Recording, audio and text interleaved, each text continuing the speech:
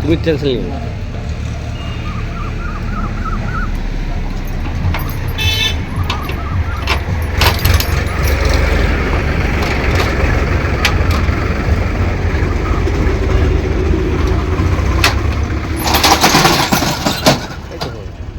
আবার কি আছে সামনে থেকে তো হয়ে গেল। চাবি দিয়ে পেটে লেট আমার দাদা কেন হবে, আমি তো এমনি গ্রামে।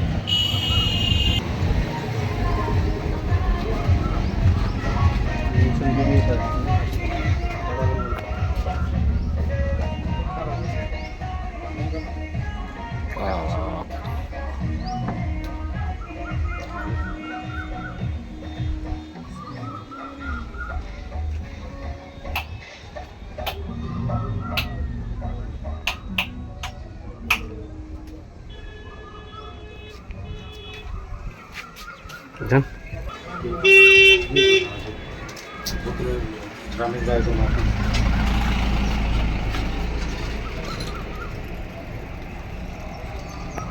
প্রায় 25-30 গ্রাম তো হবে।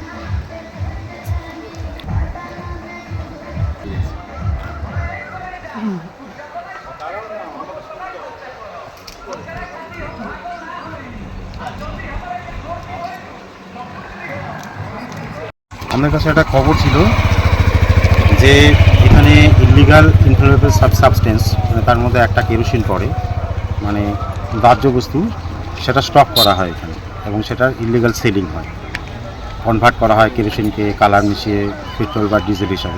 পুরো ব্যাপারটা ইলিগাল, কেননা কোনো লাইসেন্স নেই, কোনো পারমিট নেই অথরিটির কাছ থেকে।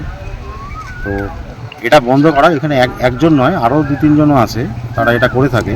তো তার মধ্যে এটাই আমরা দেখলাম এবং আমরা গোডাউন খোলালাম, যাদের গোডাউন তাদেরকে দিয়ে, এবং দেখলাম ওর মধ্যে এনাফ প্রায় 30 ড্রামের মতো দেখতে পেলাম যে ওখানে কেরোসিন স্টক করা আছে। আমরা আপাতত এটাকে সিল করে রেখে গেলাম, আমার সাথে আর পরবর্তীকালে যা ব্যবস্থা নেওয়া যায়।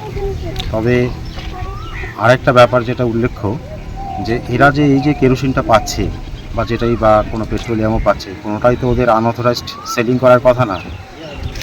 এরা কোনো জায়গা থেকে কালেকশানও করছে, তো পুরোটাই একটা অসাধু উপায় করছে এবং অসাধু ব্যবসা।